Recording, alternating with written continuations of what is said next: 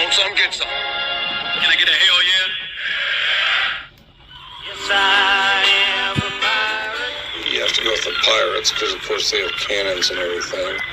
It's a pirate's life for me. Be proud of who you are and what you are. You're a pirate. It is a first down. Pirate. Because when you're at East Carolina, you go for it every time. When you don't coach at East Carolina, you don't come to East Carolina, you don't play at East Carolina with a weak heart.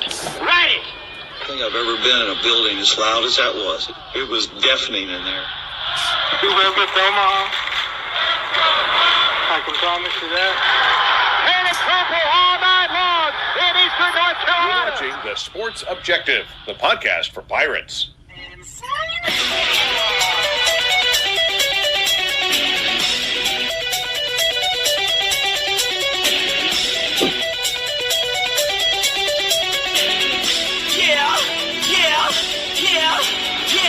My heart is purple and gold. I'm a pirate down of my soul, and I don't back down, not at all. Find out when the cannons explode. Welcome in to TSO Wednesday nights, as we normally have a preview, but tonight obviously is another bye week, and we've got a lot of great things happening. We've got a great guest coming up. We'll do a Temple preview, a little mini preview, getting you started for that. Basketball media days for men and women this week, and we'll have a roundtable as well. But first, ladies and gentlemen, all the way from LaGrange, it's Kyle from LaGrange Barber. How are you? What's going on, guys? How is everyone on this Wednesday evening? I'm exhausted. Hope you are. Stevie Fly, what's up, brother? Right there with you, Kyle. Right there with you. I know exactly how you feel. I can't stand this. Well, I mean, time change hadn't happened yet, but this getting dark early, yeah. That doesn't bother me. I don't. It's not for the old folks. Johnny Robertson, how are you? And you're not old, by the way, Johnny. You're young. Hey, I'm tired as well, though, fellas. Johnny late night. Yeah, yeah.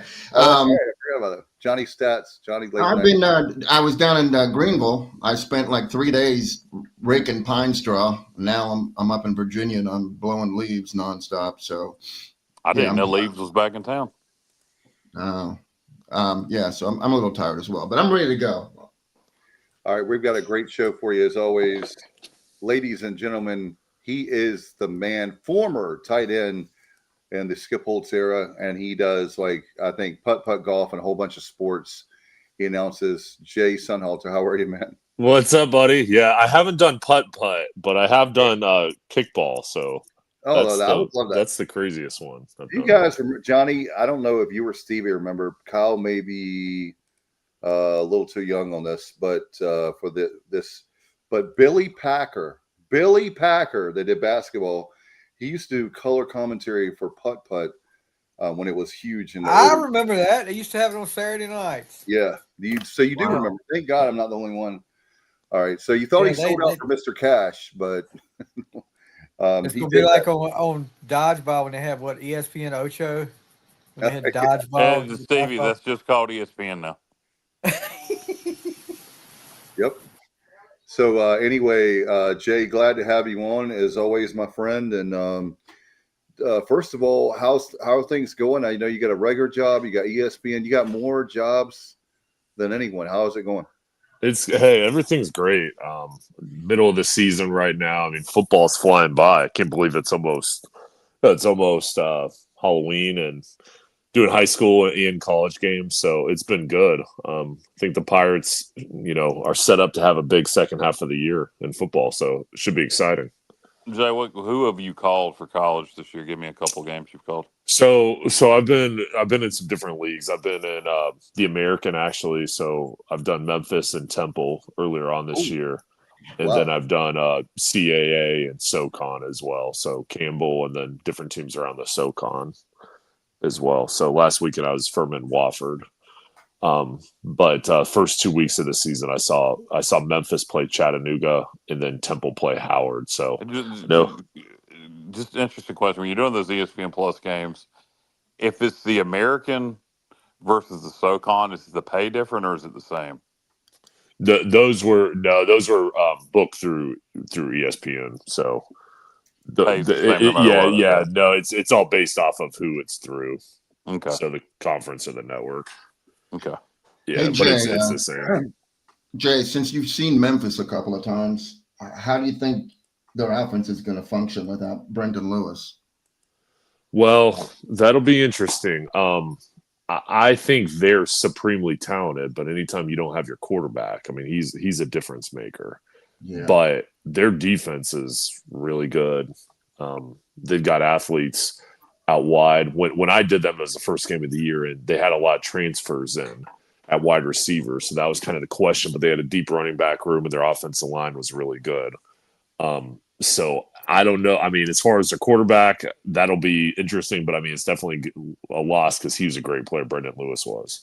It is. I feel like it's very similar to like if Georgia Tech, who's rolling right now, just like Memphis was, if they were to lose Haynes King, I think it'd be like pretty much the same situation. They'd be in big trouble. And I think Memphis is in big trouble. That's just my opinion. I think Vegas does too, because the line went from Memphis minus 3.5 to now they're plus 4.5. So that's an 8-point swing right there. Well, I think another issue is, they lose their quarterback, they get upset by UAB, and now they got to play South Florida and Tulane, and you got two tough opponents coming up.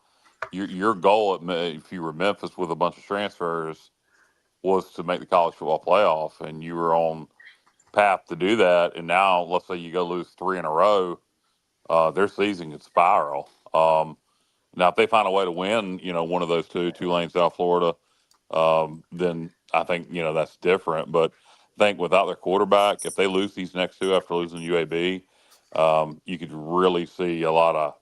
I'm just thinking out loud here. But when you got expectations like that, and then your season starts to go south, it'd be interesting to see if they can hold it together, finish respectively, or if they let the thing fall apart. I think these next two are going to be key for them.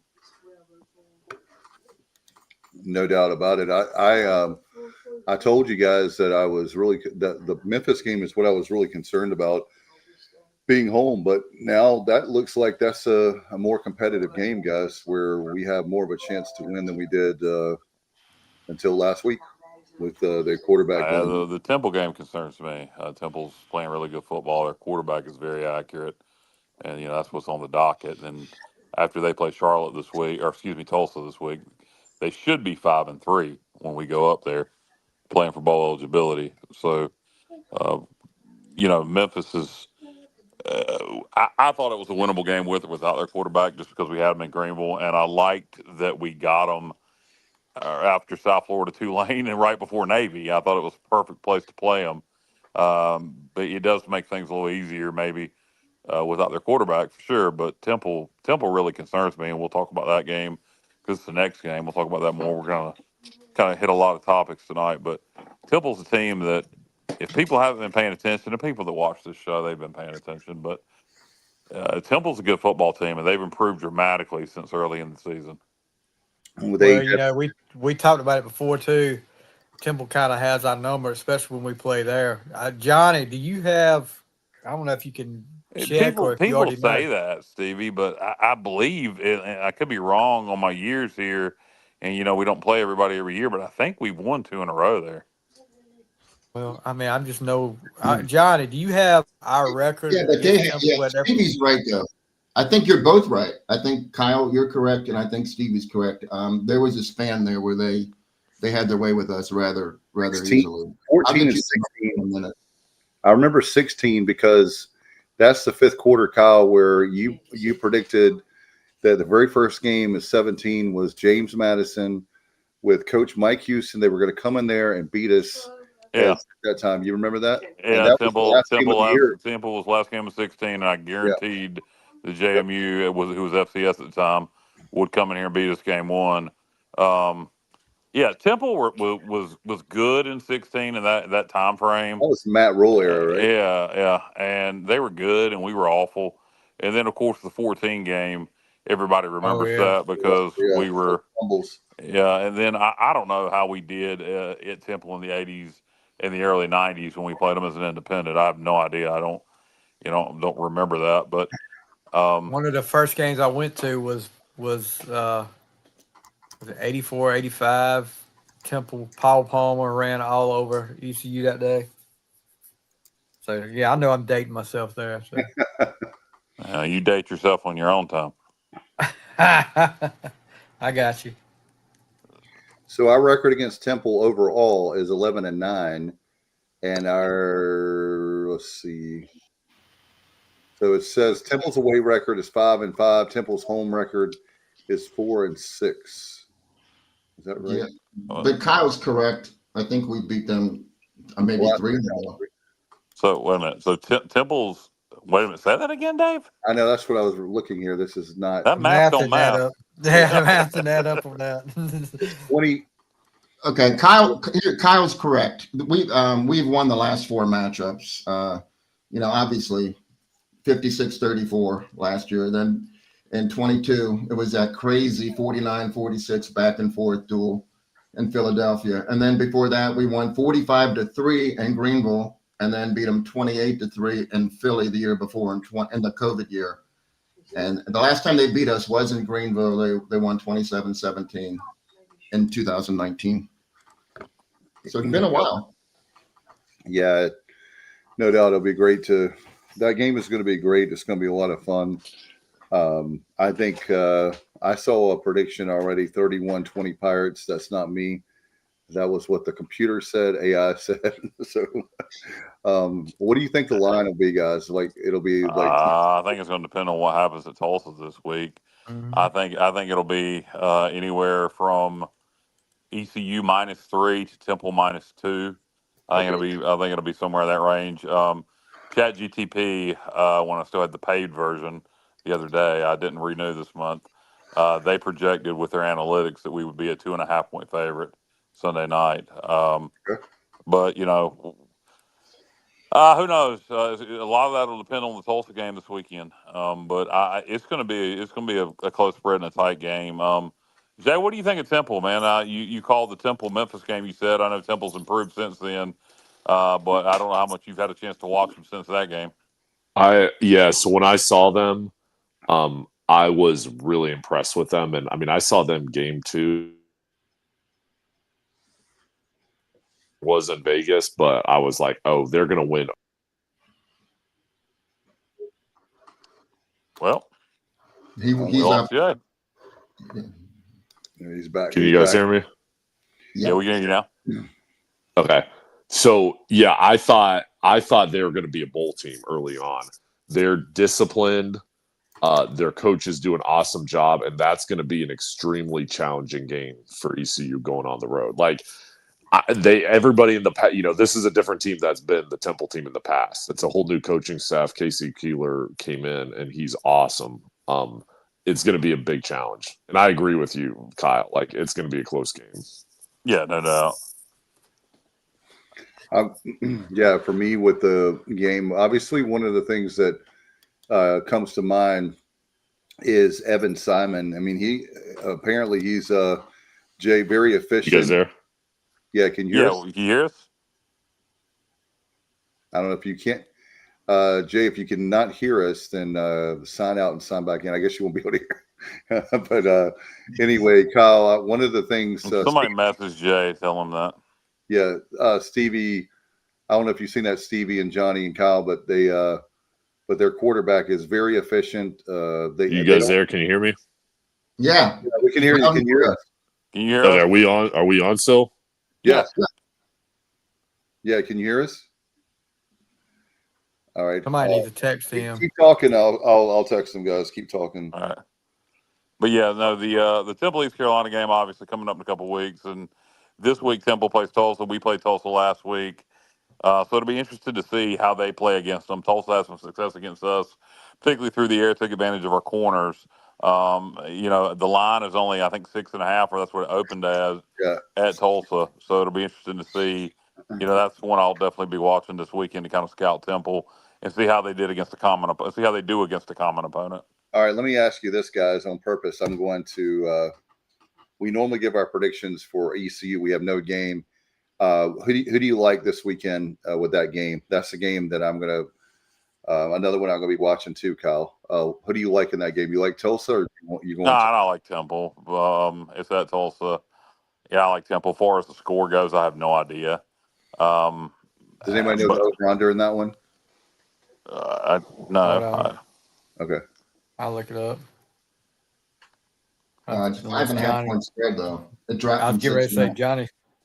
What is it? No, I was saying it opened up. Temple was a 6.5 point favorite, which I thought was a bit low, but the money's going on Tulsa because it's down to 5.5 now. Oh, interesting. I don't know the over under though. I don't do totals. I'm looking. It should be right there wherever you're looking at the. I'm not looking at anything. Oh, you just remember it. Okay. Yeah. I want to say hello to Brad tonight, Justin, and guys. Chuck is saying the Temple game will be tough. He thinks we'll win by 3 to 6 points. Chuck Saleh. Over under is 54.5. He thinks the Pirates will go 4-1 away. I hope he's right. I'd rather go 5-0, but 4-1 would be 8-4. I'll take it any day. Yeah, I predicted 8-4 overall.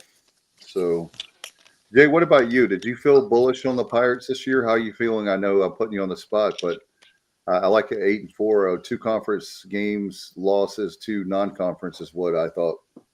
Yeah, I think, guys, the Charlotte game, obviously on paper we should win that, no doubt. But I think this season, this game against Temple is going to be everything. I think if we can win both of these games, go 2-0, it's going to set us up for a hot finish. But I think this Temple game is huge, and I think all of these games we can win. We can win every single one of them, but it's gonna be determined on how we improve and how we I think just improve and stay healthy here the last month of the season. But I think we can go 5-0 the rest of these games. I think we can beat every team on the schedule. It's not going to be easy, but if we keep improving and I think that Temple game is just going to be huge because that is a tough place to play. There's not going to be a lot of people there, and Temple's good. Yeah. Hey, Jay, Pirate fans, I want to challenge the Pirate fans. Check this out. 2 tickets, I bought 2 tickets for $10, and they're lower, and they're 5th row in some seats, $5 a piece. That tells you the inventory. I looked over secondary markets, and they were trying to sell those tickets and couldn't do it. And so that's why the tickets are so cheap, because you get so much.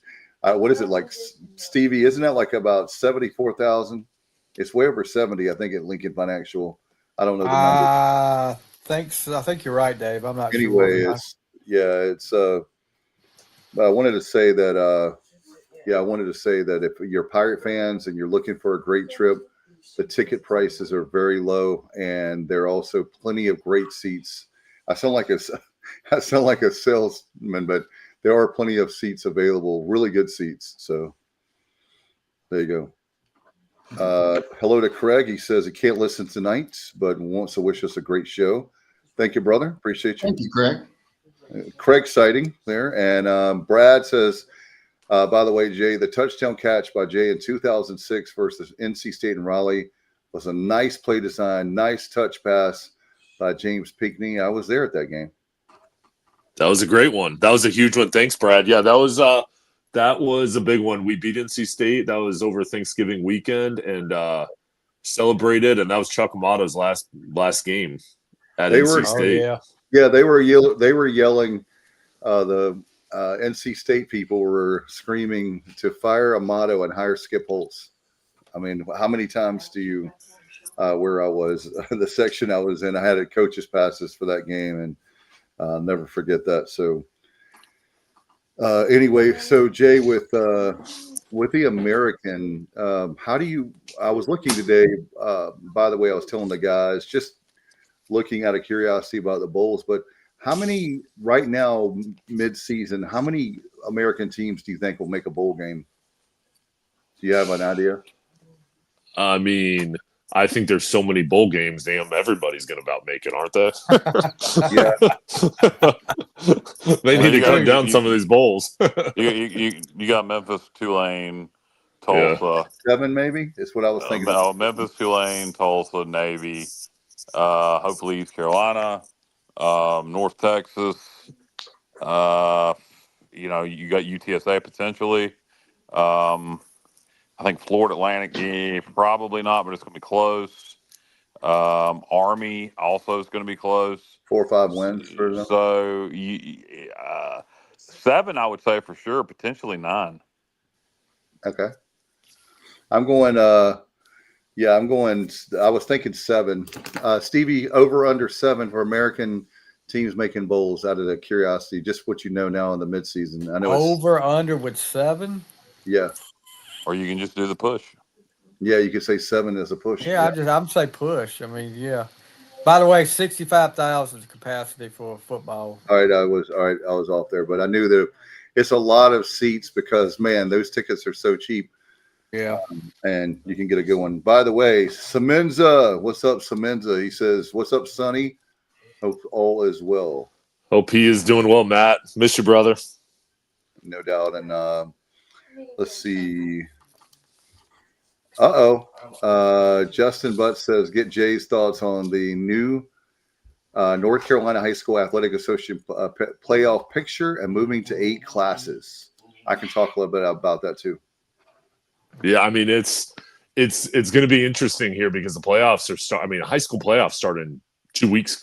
2 weeks. It's Halloween's the last regular season game of the year, so I mean I think there's obviously going to be, you know, with more state champions, more teams in the playoffs, and the 8A, there's actually going to be, you know, there's not as many teams in there, so there's going to be a lot more teams make the playoffs that have a chance. But I don't know. I mean, it's going to be interesting to see how it all works and how it all shakes out. And you know, it's going to be you know 5 rounds of playoffs in the state championship. So it's still a long way to go once you get in. But the sites are going to be at UNC, at Durham, and Lenoir-Rhyne, so that'll be interesting to see too.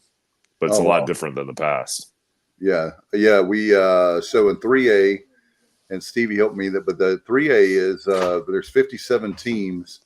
I was talking to the Martin County Athletic Director tonight for the whole county, the district athletic director, and he told me there's 57 teams. So there's going to be 48 teams that make the playoffs in high school football for 3A, 24 in the East, 24 in the West, and it looks like the first 10 we're going to be most likely right now a 6 seed. And so we're going to make the playoffs with the first round bye, the November 7th game. It looks like it. So we won't play the 14th, it looks like. But we'll see how many. What do you think, Stevie? How do you like the format? I know that you're independent, but that's crazy. It's crazy to have that many. I mean, I don't know. I don't like it, but whatever. It doesn't matter what I think. I just don't like that many. It's kind of dilutes the aura of making the playoffs. Well, yeah, they had, before they had it where teams that were like 2 and 8. Oh yeah, I mean it's still. Look, I mean, make the playoffs. Our basketball teams play. I think with the state, and granted we are independents, we're a private school, but they were asking anybody to play in the state playoffs. I mean, that's how bad it's got. So it just defeats, because I remember when I was at school, when you made the state playoffs, that was a big deal. That's correct. And now, well, it all comes down to money, guys. And I think that we'll get back to East Carolina, I promise. But I feel like that, don't you think, Stevie, they're doing it because they know that it helps the local schools? Yeah, of course. But the thing is, and I'm not sure how it goes on the public school front, but I know in the private school, when you host a state playoff game, you don't get anything. No, that's correct. You pay, you pay for where you used to get the gate goes to the association. And so it's kind of like you're being punished for making the playoffs. Yeah, it's not like the North Carolina High School Athletic Association doesn't have money. Oh yeah, like they're hurting for money. they got more money than they know what to do with. But yeah, what do you guys? Let's get back to East Carolina. So, Who's your? I got one question for you. Who's your MVP for the first half of the season? Who is a player that you say, man, we cannot live? Would you go with straight up Hauser, or is there other guys that you would like to vote for? Yeah, I'm gonna go with. Oh Jesus Christ! I just had a brain fart. Oh, what is wrong with me? My greatest weakness is people's names, but I know this guy's name is well, so know my own. I'm gonna go with the leader on defense. Our Jamari Riddle. safety. No, Jamari Riddle. no, not Riddle. Our Oh, no. safety, the transfer from Houston. Keegan Wilkes. Thank you. I'm gonna go with Tegan Wills just because I think he keeps everything organized in that defense. Even though the secondary might not be the strength of the defense, he kind of is the field general at safety, and that defense. Maybe didn't perform as well last week, and he showed some signs of being human against Tulane. But I think Wilkes, because of his importance on the field. Of keeping things, kind of under control. The defense as a whole has been the MVP this year so far. So I'll say Tegan. I agree. I'm going to go with the other safety. I'm going to go with Jamari Riddle. I mean, he's played 430 out of 496 snaps. He's never off the field. I mean, Campbell and Coastal, he took time off because, we were up big. So, I mean, if it wasn't for that, I mean, he'd probably play 95% of the snaps. And he's always around the ball. And I'm going to give honorable mention to Josiah Robinson and Preston Carr because when they have, I think, surpassed expectations. And yeah, they have. I think that defense, like you said, Kyle, and we should just give it to the whole defense. I mean, I was going to say the same thing, John. They're a collective thing. They're not individuals. So, yeah. Good call, Stevie. I mean, as much as we discussed in the offseason about the defense being the big worry, I think they have really made us forget about that. So I would give it to the defense right now. And I'll tell you this, if I'm going to give, and people might think I'm crazy, like a MVP for the offense, Spalding, I would give it to him right now because in times when we needed a spark, he made the big catch that got us going in a few games. So and then you got Anthony Smith too. I would be between those two. And I'm going to throw a bone to Emmanuel Poku, the guard on the offense. He's never missing any time, and he's really the leader in the pass blocking, and he's getting better at run blocking. So, I mean, we've had a lot of issues on the offensive line with injuries and such, and I mean, he's been really steady. I'm going to give him some love. Okay. Yeah, sounds good. Jay, what do you think, man? If you had to give an early season MVP, would you choose an individual player or just give it to the whole defense? Well, you know what? I mean, the defense overall, it's hard for me to say who's really stood out as much, but I'll go kind of a different direction. This is from last year to this year. I think Blake Harrell should, get a game ball for what he's done. I mean, the difference between him and Mike Houston is night and day difference. Just the respect, the way the kids play, and the way everything is handled up there. I think him being the head coach, and I know he was the interim at the end of last year, but I mean, him and his presence is huge up there, and he's been the biggest difference in this team from this point last year early on to this point. So, but I think he's deserving of a lot of praise, and then I think the defense are overall, so I agree on that. Yeah, I think you're right. We talked about that on Sunday, Jay. The guy is 9-4. So out of the last 13 games, he's only second on the all-time list behind John Christenberry. He was the coach right before World War II. Different era for sure, but a great start. Mike Houston could not say that he was 9-4, guys. And I know he took over a program that was dreadful. And so maybe people would say that to me to be fair to Houston, but still, I thought he's got he's got a way about him, as we've talked a lot about him, that he's very down to earth, and he knows like how to relate to people. And I feel like with Houston, Houston was like a coach from the 80s or 90s, meaning that the way he relates to his players, he was just not the same, not the coach for the right now. Yeah, Blake's a very likable guy, very down to earth, relatable, as you said. So it's like Jay mentioned. Blake Harrell's done one hell of a job so far. It hasn't been perfect, but last year, going 4-1, 5-1, whatever it was, counting the bowl game and beating NC State in the bowl. 5-1. Yeah, beating NC State in the bowl, and so far 4-3 this year. And the second half of the season is really going to kind of tell the tale, I think, on how good Blake is. We got a lot of 50-50 type ball games coming up the rest of the way, with the exception of Charlotte on paper. I think the rest of these games are 50-50, 60-40 type games, particularly with Florida Atlantic and UTSA being on the road, Temple being on the road. Only 2 home games left, guys. So, this schedule's been wonky. 3 Thursday night games, 5 games in November, only 2 games in October. It's been wonky as hell, but kind of is what it is. Jay, from a national perspective, I'm not a big playoff guy, and it pisses me off that ESPN, that's all they talk about from friggin' August. Every damn game. You could be watching Akron taking on Eastern Michigan on ESPN Plus, and they'll sit there and some idiot will have to start talking about the playoffs. But who do you think right now? Give me, it's a 12-team playoff. We won't go that deep, but give me your 4. Give me your final 4 as a basketball term. Give me your final 4 for college football.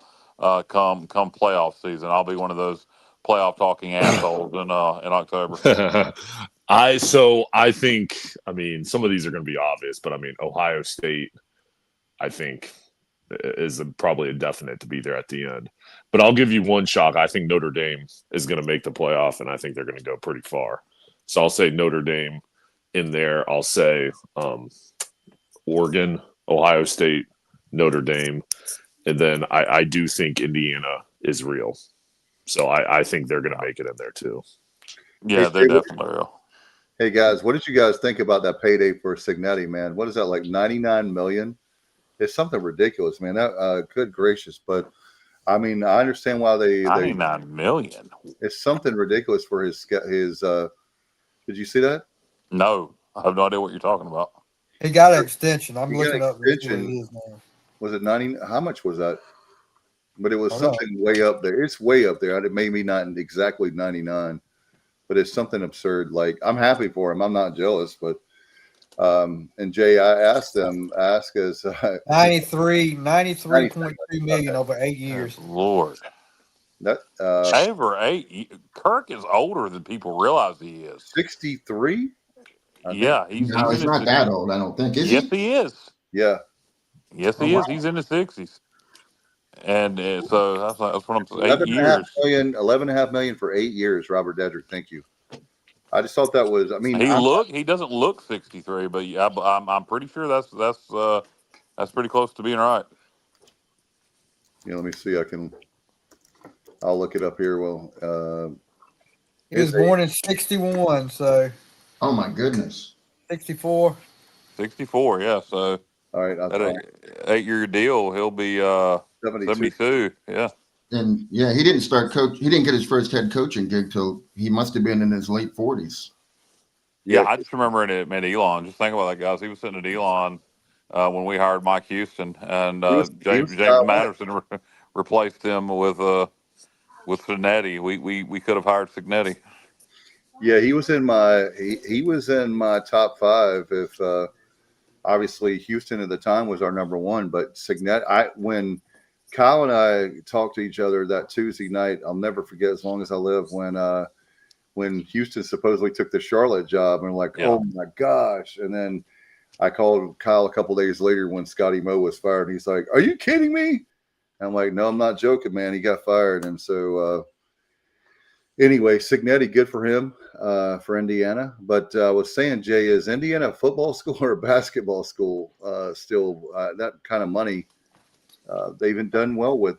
They made a great hire, and see what happens when you make a great hire. And he's got them now competing for a national championship. I think they're a football school now. I mean, their basketball team. I mean, who knows on them? But they're football school. Hey, Stevie, they hadn't been near the top for a while. The last time that I remember as far as Bobby Knight, his last Final Four appearance was '92 and lost to Duke. I can't remember. When's the last time Indiana has made it to the Final Four? I mean, they've had some between now and then, but here Not lately it's been few and far between. Yeah, not like when we grew up, right? It's not the Indiana of your daddy. Oh, no. Or that. And I was talking to Willie, we got started about talking about that is when Bobby Knight threw that chair across. Do you remember that, Stevie, across the floor? Oh, definitely, yeah. Johnny, I know, remember it. And back, the guys that were in the press box, the young guys didn't know there used to be 3 technicals, Stevie. Oh, yeah. I had the reason why they went down to 2 because Bobby had got his second technical. He throws that chair across the floor, and you're out of there. And then they knocked it down to shortly after that in the late 80s. They knocked it down to 2 technicals. But anyway, let's get back to talking. What are some? I was going to go over the American games with you guys, and this week to get your thoughts. North Texas is at Charlotte. I take it you're going to take North Texas, obviously. Yeah. Let's see. UConn is at Rice. We talked. Yeah. Rice seems to be trending down. UConn seems to be trending up. Yeah. So I'll take UConn. And we talked about Temple, Tulsa. Obviously, I'm taking obviously Temple, but we'll see how that goes. And the South Florida Memphis game, I take it you're going to take South Florida. Absolutely. I mean, with that, the Memphis quarterback, I can't see that being. And yeah, well, Memphis without their quarterback. John, do you have any thoughts on any of these games? No, I mean, I think that Charlotte, the first one we talked about, Charlotte, they're not going to win another game the rest of the year. All these other games, I think this league, other than Charlotte's, so balanced. I think all these games are toss-ups. I read an article about that a week or so ago about that very thing, about how much better the American Conference is from top to bottom, which is true. And it's hard to believe, guys, when we were talking about the you guys remember that we were talking about how the American with the new teams and oh my goodness, but now they actually have improved a lot more than what we expected. So let's see, one more. Johnny, were you about to make a comment a minute ago? Yeah, I was. Sorry. I was just going to mention. Thank you, Kyle. I was just going to mention that I agree, top to bottom.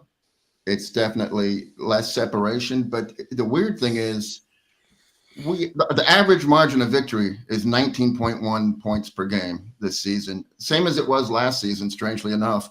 But we have 10 different teams out of the 14 that have won a conference game by 18 points or more. I mean, wow. It's crazy. Even the lower level teams are winning big. Now, those are against other lower level teams, but still, I mean, the conference is exciting. I love to watch all the games, but sometimes they're just not, they're not real competitive. Hey, Johnny, and Kyle, here's a stat for you. Doing the research earlier today, getting ready for the show. How about Temple's red zone efficiency? Do you know that stat, Johnny? It's up there, and our defensive red zone efficiency is outstanding as well. So that should be interesting. Yeah, Temple's red zone efficiency, Kyle, 91%. It's good. That's really good. I mean, it's going to be a heck of a challenge. I've watched them play. They had Navy beat, and I'm still not sure what the hell they did on 4th and 1 there, but that's going to be a heck of a challenge. Temple's offense against our defense in the red zone might be the story of the game. Hopefully, it'll be similar to the Tulane game in terms of how we perform in the red zone defense, but with a different result. I'll tell you, Jay, and let me ask you as a former player, and I asked Semenza about this and Bubba, who both played college football. and they think it could be an issue. We have not played a day game. Every game we've played has been at night, as insane as that sounds here. Our first day game is going to be at Temple November 1st, 2 p.m. kickoff. And I'm glad it is the daytime. And Temple's played a lot of day games. How much do you make of that from a two standpoints? One, being ready earlier in the day, particularly on the road, and you haven't done it all year. And two, just playing in the sun. You know, I know they practice in the sun, so maybe that won't make much of a difference. Is it going to be more just being ready to go earlier in the day, or I mean, because like I say, we practice in the sun, so I really don't think that makes much difference. Yeah, I mean, I think the fact that we haven't, really had the day game opportunity, it's the cycle of you're used to playing at night, so you're used to sitting in the hotel all day, and when you're playing, if the game's at 2:00, you're getting to the stadium 2 hours early. Your whole schedule is different, so it's hard to get ready when you're not used to that. And then, I mean, I think the other factor is going to be you're getting up earlier, even though it's at 2:00. So you're getting up earlier, but also there's not going to be anybody in the stands, and you're going to be in a NFL stadium, and it's not going to be crowded. So you're going to have to bring energy where Temple's used to playing in front of nobody. We maybe necessarily aren't, and that's going to be the challenge. I don't know. Have you seen our Thursday night second half crowds this year? I have, but they're going to be more than that. What's up there?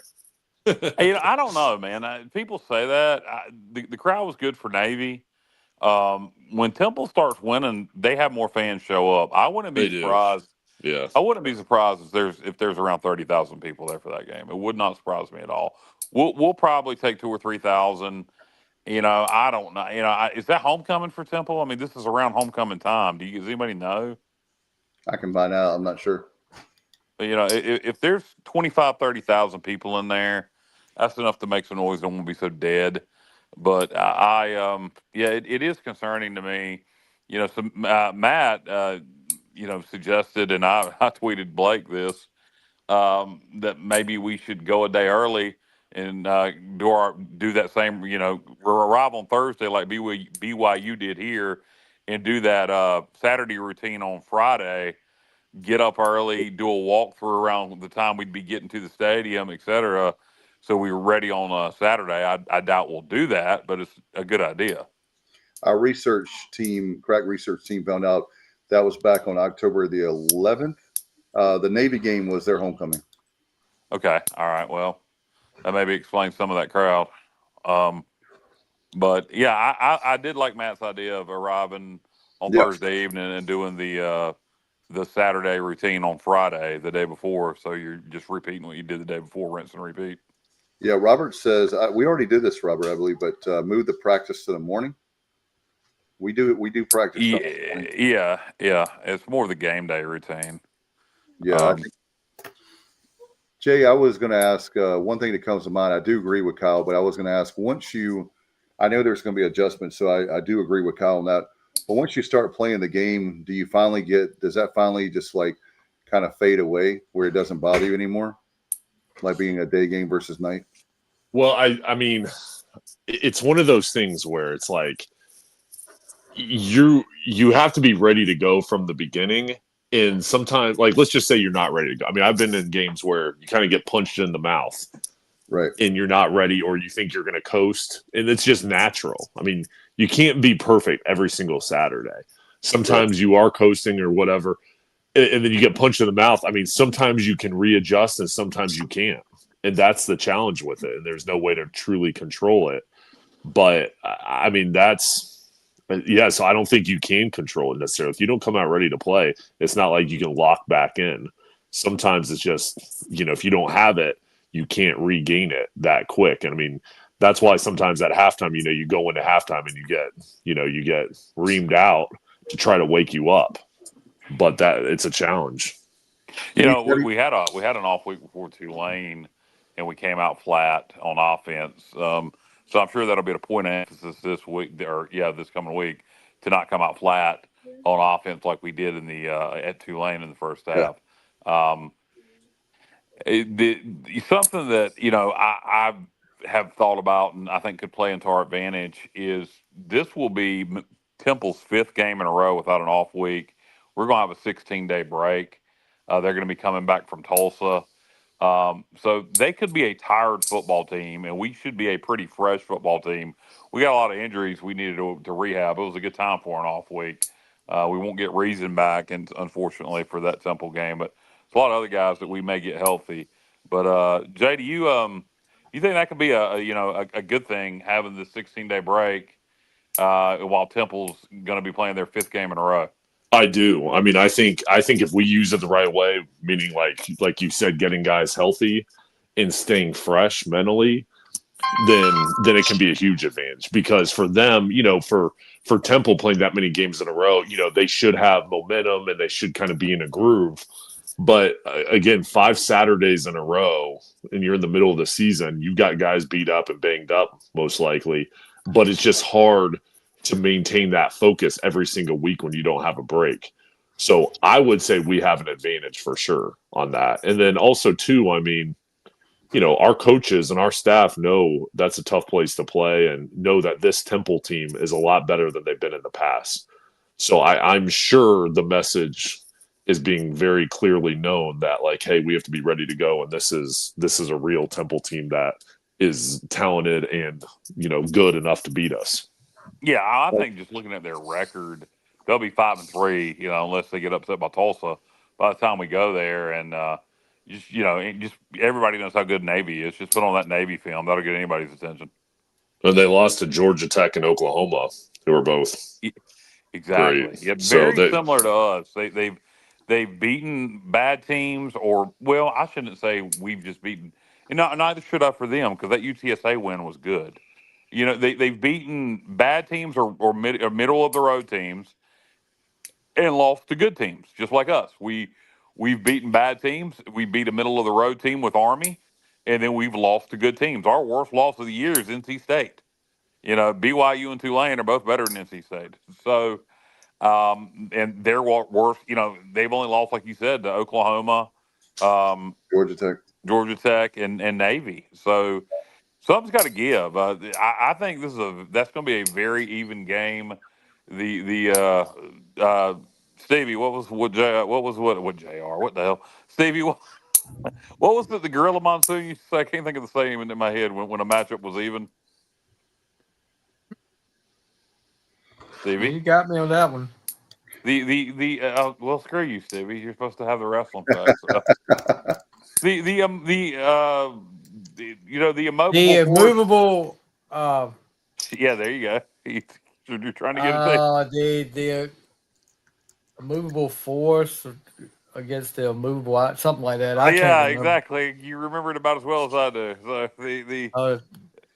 the invincible force against the immovable object, maybe something like that. Yeah, something like that. Yeah. So that's what kind of East Carolina Tulane is. It's going to be a very even matchup, or excuse me, East Carolina Temple, very even matchup. I wish it was in Greenville.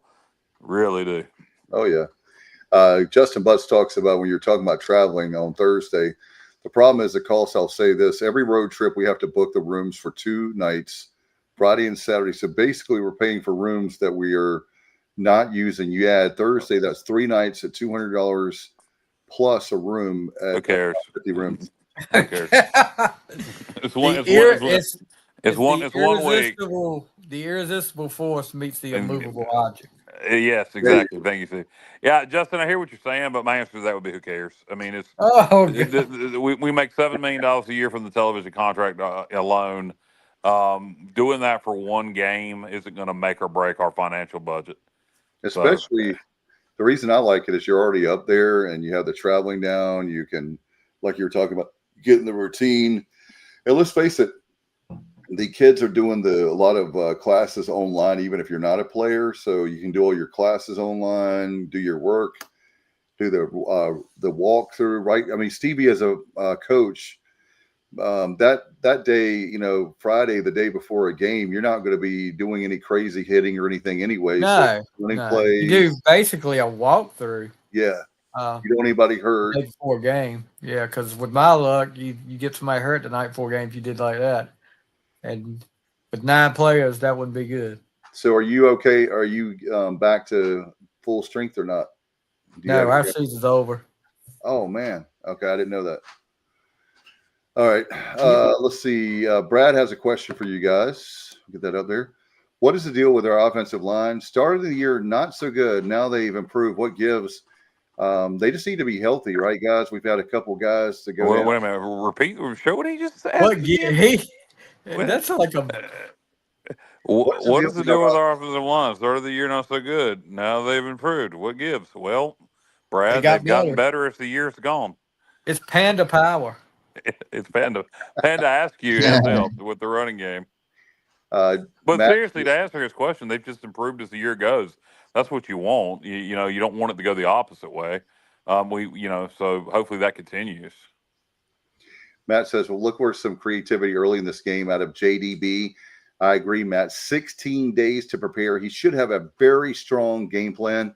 Semenza, let's hope so. That's exactly what I'm hoping for. Plus, guys, we talk about all the time with football being a tough sport as far as injuries are concerned. A lot of the guys have got bumps and bruises. Guys that get banged up, will hopefully get them back by the time of the Temple game. I'll tell you what's interesting. If we lose the Temple game, we're going to be at 4-4. You figure you better beat Charlotte. I don't want to say nothing for sure, but we owe them and they're bad. But you lose to Temple, you're 4-4. Let's assume you beat Charlotte. You got 3 tough games after that, then to get bowl eligible. You got Memphis, then you got at Florida Atlantic, at UTSA and at Florida Atlantic. It gets dicey. I think we'd still do it. I think we found a way to win 2 out of the last 4 at least. But it gets dicey if you lose to Temple. If you beat Temple, you can get bowl eligible against Charlotte. But I tell you what, if we lose to Temple, we better handle Charlotte, and I sure do hope we get bowl eligible against Memphis. I don't want to be going on the road looking for our bowl eligibility. This Temple game will make the second half of the season a lot less stressful if we get it. If we lose it, we're 4-4, and it gets dicey. Hey Jay, you were like me, and I think Johnny is too. You like us winning all 5 games, right? I do. There's something about that for me. I just feel strongly about this team, and I think the scheduling gods have been good to us because getting Temple and having a lot of time to prepare, I just feel, and getting the healthy guys back. I think the team is improving as we're going on. The only concern I'll have is I hate the schedule our last 3 games. I hate that our last home games against Memphis and it's on around friggin' Veterans Day, and then you play back-to-back road games at UTSA and at Florida Atlantic to close the year. I hate that. So I hope y'all are right that we win our last 5, or even 4 out of our last 5. Get back to me after the Temple game. I don't know. I don't know what I'm calling here for these last 5. I could see us go 8-4. I could see us go 6-6. So we'll see what happens. Yep. And Robert's saying, how is Temple special teams could be the difference? I'll look and see if I've got. Do you have anything, Johnny, on that? I can't remember. Or Matt. Shit. Jay, Johnny, either one of you got anything on that? No, I mean, I could give you what Pro Football Focus says, but that would take me a couple minutes. Yeah, they're not very reliable. Jay, what did you think of their special teams? Sorry, which team? Sorry, Temple. No, they're good. They're good. Okay. They're. I mean, again, I saw them after one game film and just met with the coaches. I was very impressed by Temple. Dave, I think you're on twice because of feedback. There you go. All right. Do I need to log out and come back in? No, Dave, not Jay. Dave. Okay. No, me. Yeah. But Temple. I mean, regardless of all these, I know they're 5-3 right now. But when I saw them and met with them, they're going to be a real challenge. They're not going to beat themselves. They're going to be disciplined. They'll run trick plays. They're going to be solid. East Carolina has more talent than Temple, but they are a team that I think can win. I mean, I thought at that point, they're coming off a bad season, a new coach, and I thought they were going to be a bowl team. So I think they're one of those teams that's going to be dangerous because of just how solid they play. They don't beat themselves. Yeah. That includes special teams. All right. Very good head coach up there. He's doing a great job. Did a good job at Delaware. Did a good job at Sam Houston, and now he's doing a good job at Temple.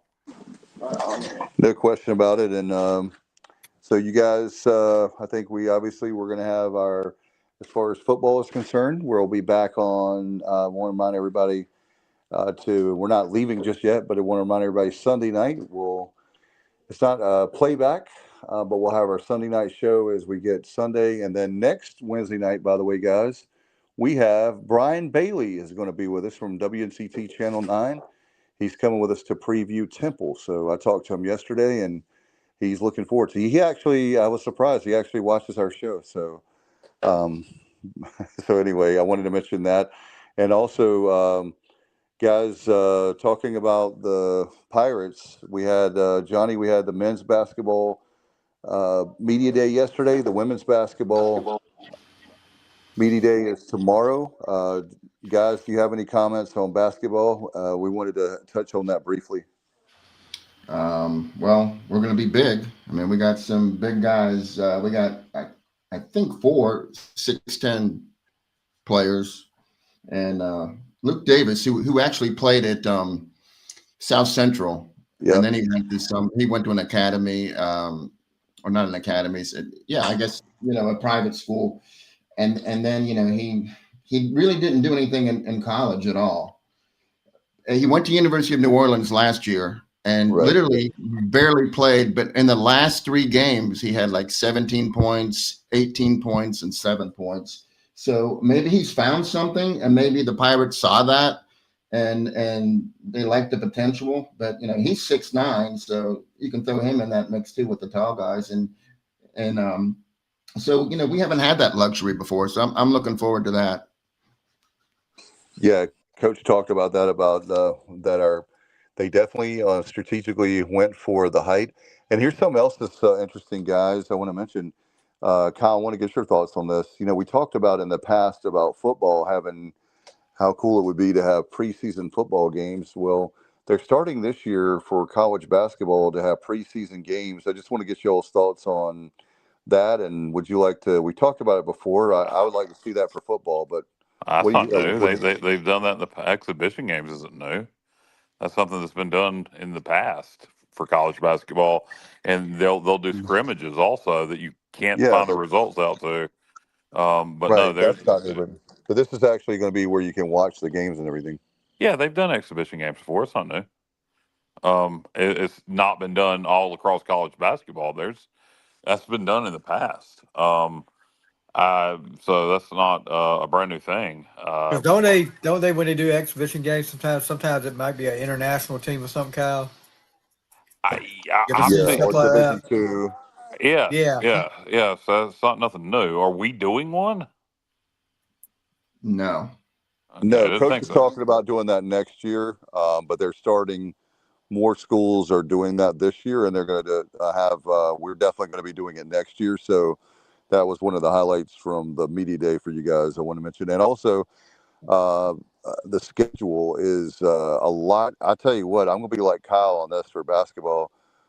Don't be surprised. You're damned if you do, damned if you don't. If you play the easy non-conference, then you have cupcakes and you have the wins. But at the same time, we've got a lot of tough games on our schedule, especially on the road.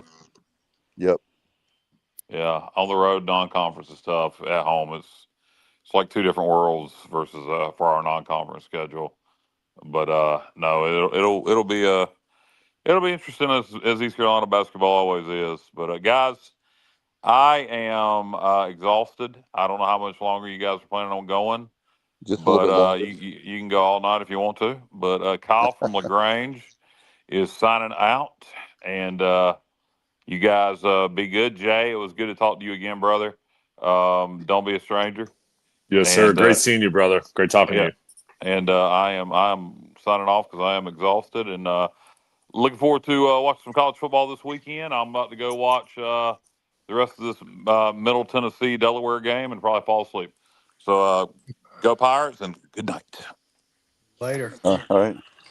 And that's Kyle for stick a fork in him. He's done. I wanted to mention to you guys, we talked about women's basketball, but Pirate Radio today, guys, they were bullish on the Pirates. They were going 18, and they were going through each game, 18 and 13. Do you guys see that? 18 wins?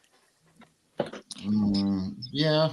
I mean, here's the thing, in my opinion, the whole conference, other than maybe Memphis, North Texas, and possibly UAB, everybody else, the other 10 teams are unknown. Nobody really knows what anybody has. I mean, I don't think. And so it's hard to predict not only what you're going to get out of your team, but what the teams you're playing are going to be putting on the court. Like for me, it's hard to really figure it out. But I think we could do 18. Someone's going to shock, the conference and play above, what they're predicted to finish at. So I feel like, yeah, it's definitely possible. What do you think, Jay? I mean, I agree. I think there's so many unknowns. I mean, with all these teams, there's so many new guys. So it's really tough to predict. I will say for the Pirates, though, I think there's a lot of confidence in the newcomers and the guys that were here last year. And I just feel like there's a lot of momentum coming into the season, confidence and optimism. So, what's that record going to be? I don't know, but I think the Pirates are going to have a really good year. Well, certainly they have, 4 new freshmen. So 4 new guys, high school guys. You've got the number of transfers. And Johnny, you're the numbers guy. Off the top of my head, I believe the core that we have coming back is 6 players. Well, you want to talk about players that actually got significant court time. And Jordan Riley was huge. Jay Shane, he's going to be awesome this year. You don't have to worry about playing point guard so much because Corey Cocker apparently is, he's the answer at point guard. And then, we also have Reed Kaysen, who, he may be getting significantly more playing time than he did last year. But Trevion LeBeau is one of my favorite players from last year. I love his defense. He can score when he has to. It's not his thing, really. He's good for a 3 every now and then, but he's a lockdown defender and rebounder. And then Tybo Bailey, he should be better this year. Yeah.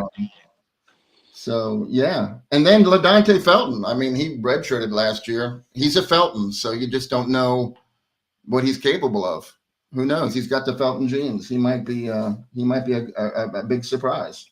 It's going to be weird speaking of Felton, it's going to be weird not to see RJ Felton on that. And I asked Coach, by the way, at the press conference about, in this day and age, how did he keep the players? And he was talking about these guys are old school. It's like they made a commitment. Maybe it's because they love Greenville. They love going to school at East Carolina. But they did a good job for keeping a core group in the NIL, well, now revenue sharing era. So anyway, we'll talk more, and we'll have a basketball preview coming in the coming week or two. But just want to mention that tomorrow is the women's basketball media day, and had the tip-off last night. The tip-off dinner, it was great, guys. Had a lot of fun. And then the men's tip-off dinner, by the way, and we'll seg back into football. But the men's tip-off dinner is next Tuesday night. And you can get your tickets. Just go to ECUPirates.com, and I believe it's under, obviously, tickets. I think it's a Pirate Club event. So, Stevie, are there games that you're going to be watching this weekend as far as college Stevie football? checked out. Oh, Stevie had to go. He had to go. Okay. I was getting ready to get out of here, but before we go, there are some games you guys are watching? Yeah. For me, I wanted Jay's opinion on this. He's seen more than I have, but I love this time of year because, especially next week, but this week we have a couple of games that you can almost say are elimination games. And, we got Mississippi, Missouri. Mississippi is playing Missouri. And what's the other one? Oh, my goodness. I know this. I'm like Kyle. I just have a hard time with names sometimes. Oklahoma Go ahead. You move on. I'll regroup and I'll get your opinion, Jay, as soon as I figure out who the heck's playing on Saturday. All right. So obviously, you said, Jay, you said Notre Dame. It was in your Final Four. Just curious to go back to that. What have you seen to get them into the Final Four, if you will?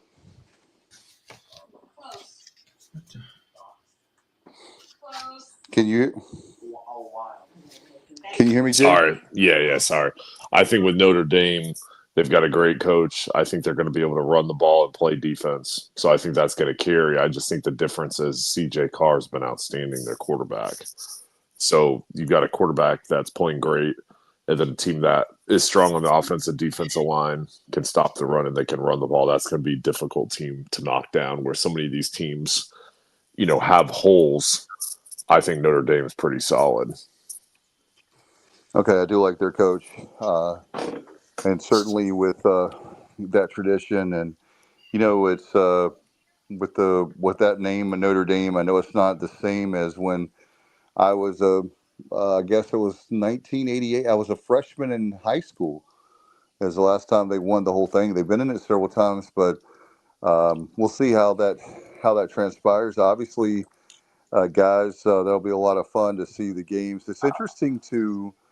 Having the second bye week, it'll be another Saturday we can watch the games. So, do you like that, Johnny? Yeah. How you have we can chill and just watch Oh my college goodness. football? Yeah, last Saturday was spectacular. There were so many. I mean, I was dialed in from noon until past midnight, and I mean the later games especially were just crazy endings. I thought of the games, Jay, that I was trying to think of. Okay, so we have number 8 Mississippi at number 12 Oklahoma, and then we have Missouri at Vanderbilt. I think that might be 13 against 10 or 15 against 10. I just feel like we're at the point of the season where these games really, really matter. Like none of those teams can afford to lose, and they're all great teams. And I just feel like we're going to see some really, really good football. I think all these games are going to be competitive. I think all these SEC teams are going to kind of knock each other off. And I think, I think those league games in any league are great, but especially those games you just mentioned, I think those are going to be great games. Yeah, I noticed you must feel that way because you didn't have any SEC teams in the Final Four. Yeah, I just don't have any team that stood out in the league. I think everybody is really, really good, but I don't know if anyone's going to stand out, or maybe somebody will rise up. But to this point, I think those other teams are better. What do you think about Alabama? I think they're playing outstanding right now, but they'd probably be my 5th best team. That's fair. I think the SEC guys, there's a lot of good teams, but there's a difference between good and great. I really do. By the way, I forgot to tell this earlier, but I do have a way, way, way, way too early bowl prediction. Do you know what it is? What is it? All right. Matt Simmons is going to be very happy because he won't have far to drive. Hey, Johnny, how you like this matchup? I'm going way out on a limb here. I'm going East Carolina in the Wasabi Fenway Bowl against a Dabo Sweeney, like a 6-6, 7-5. I don't know what the record has to be with the tie-in as far as I know it's ACC American, but how would that be if you have ECU, Clemson, and Fenway in Boston? That's December 27th. I like the Clemson matchup, but I'm not so keen on going to Boston. But it's going to be cold. Yeah, too cold. But I would go. Yeah, I was just thinking that it's funny because any other time, there was no way in the world we'd be playing Clemson. I think this is their year where they will make a bowl, but it's not going to be the year that they expected to have and that they expect to have at Clemson. But that's my East Carolina, Clemson. And, of course, we play them in 29, the first game in Death Valley for that season. I guess that's Labor Day weekend for 29. But anyway, that was my prediction. I'm just going to go way on a limb. It's going to be funny to see how that A turns little out. early for that, in my opinion. Too much It stuff is. can happen. It definitely is. I was just looking at the bowl tie-ins and just trying to look at who East Carolina could potentially play. And I know it's way early, but I do believe we'll make No, it. but I wasn't criticizing you, Dave, because you've opened my eyes to the fact that we could potentially play Clemson in a bowl game, and I would be all for that. That'd be cool. That'd be like a must attend game, even if it is in Boston. Well, most of y'all would say you've lost your mind, but this year they're right now. They have their record is 3-4, guys. 3-4. I didn't realize. I guess that makes sense. I didn't realize they've lost 4 games already, but they still have a ways. They've got a lot to do. They may not even. I mean, that would be crazy to say. What if they don't make a bowl game? Yeah. I have to look at their schedule the rest of the way. But anyway, Jay, what you got coming up this week? And we'll get out of here. I just wanted to touch on that. I forgot to say that earlier with the guys. I just thought it was fun. I wasn't trying to be. And if people were wondering, I'm not being like serious about bowls right now. I was just trying to look at the tie-ins and just try to see what we all have left. So, Jay, what do you have? High school football coming up Friday, and then I take it college on Saturday. Yeah, I actually don't have a college game right now on Saturday, so I'm doing high school Friday night, Heritage versus Nightdale. So that's Okay. should be a good game. All right, and I know there's some other exciting news we'll save to another time. Appreciate you very much as always. How can people follow your work, by the way, on social? Do you have social media? Oh yeah. I'm on Facebook and Instagram and Twitter, on all the socials, but it's JSunny91. JSunny91. Okay. Sure. All right. Well, I Thanks for appreciate having me, buddy. It's great being on with you and everybody. A lot of fun Yeah. catching up. Thank you so much. And speaking of socials, want everybody to follow us, like us everywhere we like to be liked. And Johnny, do you have anything before we get out of here? No, I just thank Jay for coming on tonight. I enjoyed it. He's one of my favorite people in the whole wide world, and not only a great dude, but great in the media. He does a great job. Appreciate you, Jay, so much. We'll get out of here. We'll be back. Don't forget, we'll be back Sunday night, even though there's not a true Pirate football playback because we're off this week. Next Wednesday night, we'll have Brian Bailey for the Temple preview. So keep that in mind. That'll be next Wednesday night at 8:30. Until next time, thank you, Jay. Thank you to Kyle, Stevie, and Johnny. And thanks to you for listening and watching. You've been listening and watching Pirate football. And right here, it wouldn't normally be the preview, but it's TSO Wednesday night. As always, go Pirates.